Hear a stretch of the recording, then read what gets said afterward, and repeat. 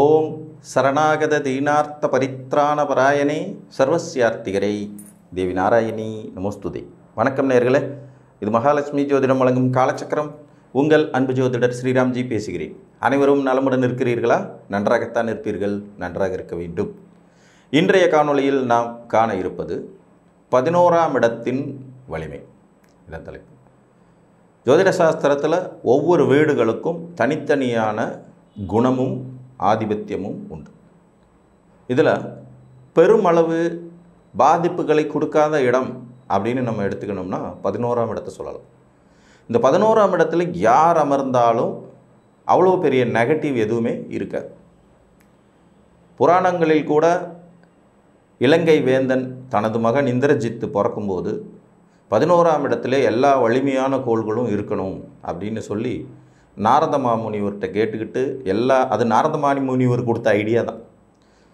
எப்படி பிறந்தால் என் மகன் சகா வரத்தோடு இருப்பான் அப்படின்னு அவர்கிட்ட ஐடியா கேட்க 11ஆம் இடத்துல எல்லா கிரகங்களும் வலுவாக இருக்கிற மாதிரி உட்கார வச்சு பெற்றுக்கோ அப்படின்னு சொல்லி ஐடியா கொடுப்பது. அதை கடைசியில் சனி புதல்வன் மாந்தி இடம் மாறி உட்காந்து அது ஒரு கதை. ஸோ பராக்கிரம ஸ்தானத்தை 11ஆம் இடமாக சொல்லலாம்.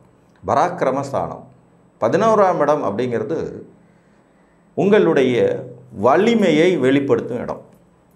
எந்த ஒரு ஜாதகத்திற்கு 11ஆம் அதிபதி வலுத்து நிற்கிறாரோ, நீங்கள் ஏதாவது ஒரு லக்னத்தில் பிறந்திருப்பீங்க, உங்களுக்கு 11ஆம் அதிபதினு ஒருத்தர் இருப்பார்.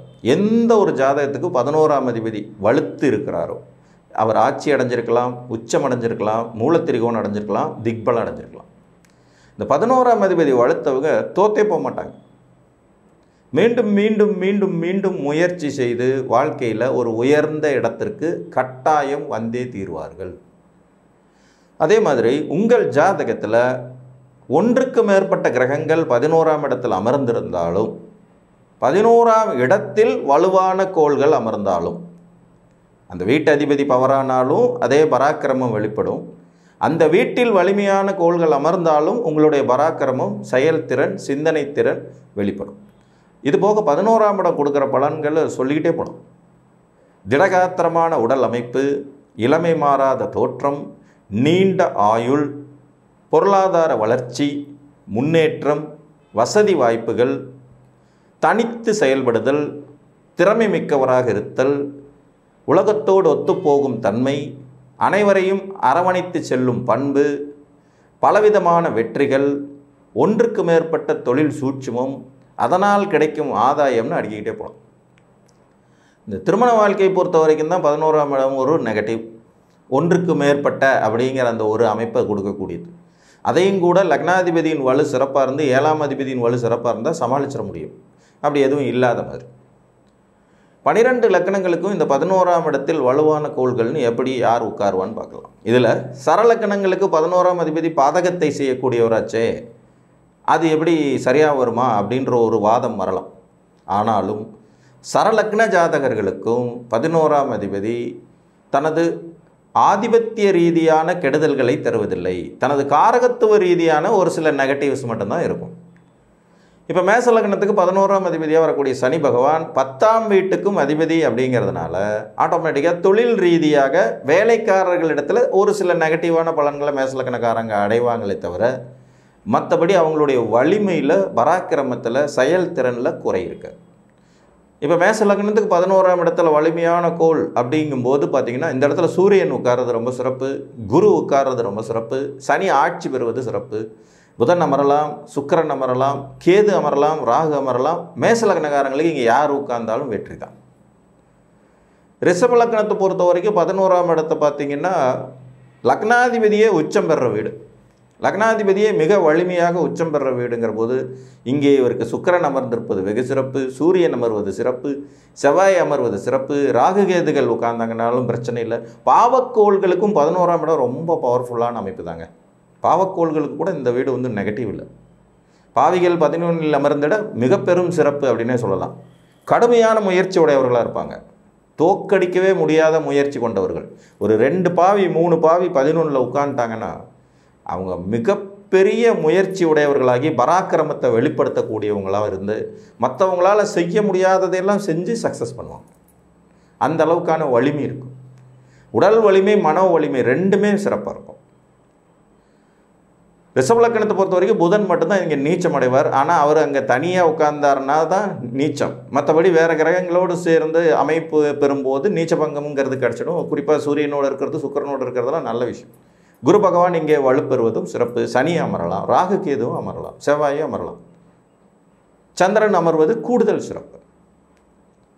உங்கள் லக்னத்துக்கு 11ஆம் இடத்துல சந்திரன் உட்கார்ந்தார்னா அதுவே உங்கள் ராசி ஆகும். நீங்கள் பிறப்பே பராக்கிரமத்தை வெளிப்படுத்துறதுக்காகவே பிறப்பீங்க. அதுவே ஒரு பெரிய சூட்சுமமும் வெற்றியும். வெற்றி ஸ்தானங்களில் 3, 6, 10, 11 வரும். அதில் 11 ரொம்பவும் சிறப்பான வெற்றி ஸ்தானம், உபஜயஸ்தானம் அப்படின்னு சொல்லுவாங்க.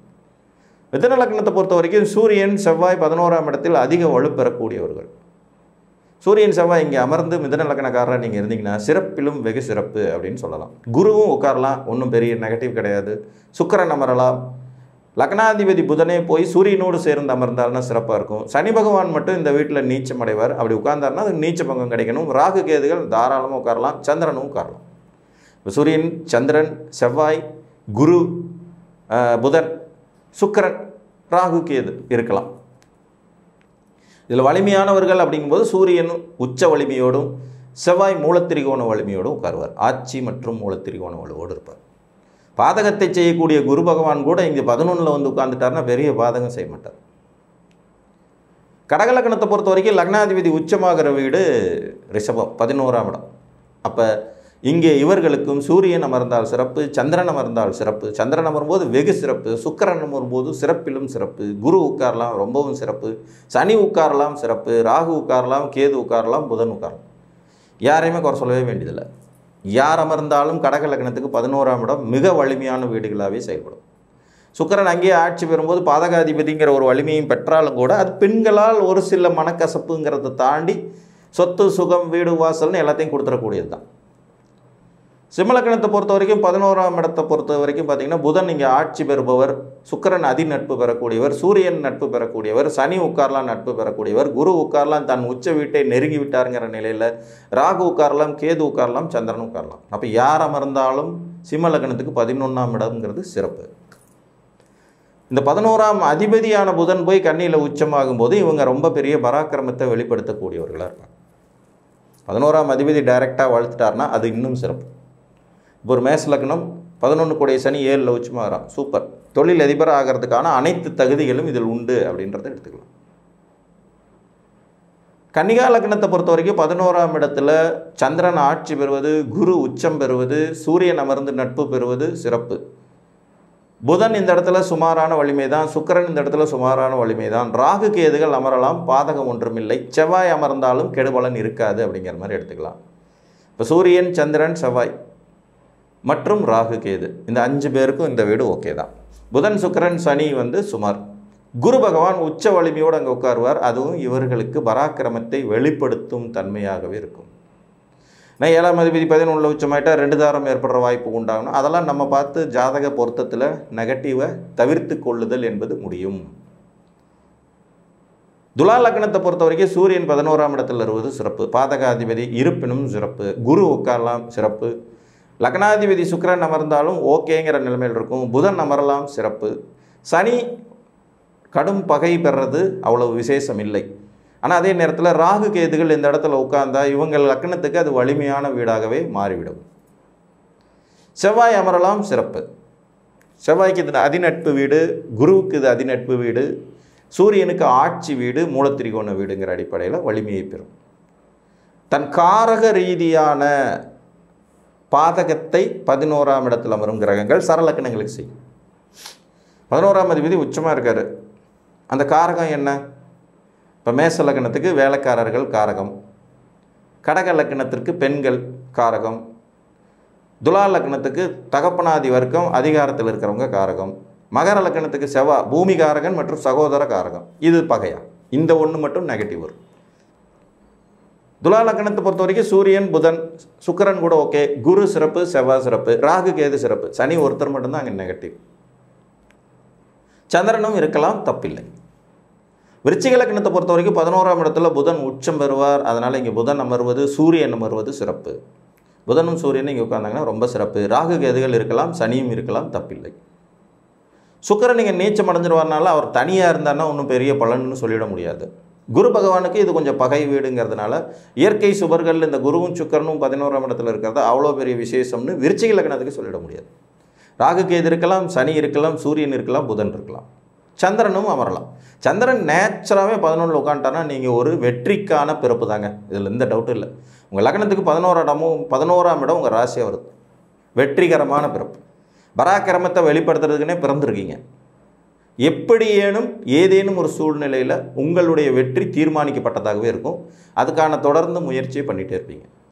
தனுசு லக்னத்தை பொறுத்த வரைக்கும் 11ஆம் இடத்துல சனி சுக்கிரன் அற்புதமாக இருக்கும். புதன் இருக்கலாம், சூரியன் இருந்தால் நீச்சபங்கம் பெற வேண்டியது அவசியமாகும். ராகு கேதுகள் தாராளமாக இருக்கலாம், செவ்வாய் கூட இருக்கலாம், எதுவும் பிரச்சனை கிடையாது.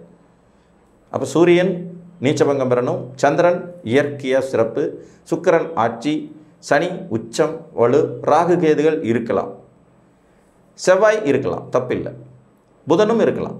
இங்கே இருக்கக்கூடாத கிரகம் அப்படிங்கிறது வரி பார்த்தீங்கன்னா குருவுக்கு ஒன்றும் பெரிய வலு இருக்காது. லக்னாதிபதிங்கிற முறையில் 11ஆம் இடத்துல இருக்கிறதுனால அது ஒரு மாதிரி சுமாரான பலன் இருக்கும். குருவை தவிர வேறு அனைவரும் இருப்பது இவர்கள் பராக்கிரமத்தை வெளிப்படுத்தும். இப்போ ஒரு தனுசு லக்னம் 11 கூடிய சுக்கிரன் 4 உச்சம், மிக பெரும் வெற்றியாளராக உருவாகிறதுக்கான அறிகுறிகள். மகர லக்னத்தை பொறுத்த வரைக்கும் 11ஆம் இடம் பார்த்தீங்கன்னா செவ்வாயினுடைய ஆட்சி வீடு. இங்கே சூரியன் இருக்கலாம், செவ்வாய் இருக்கலாம், குரு இருக்கலாம், பிரச்சனையே கிடையாது.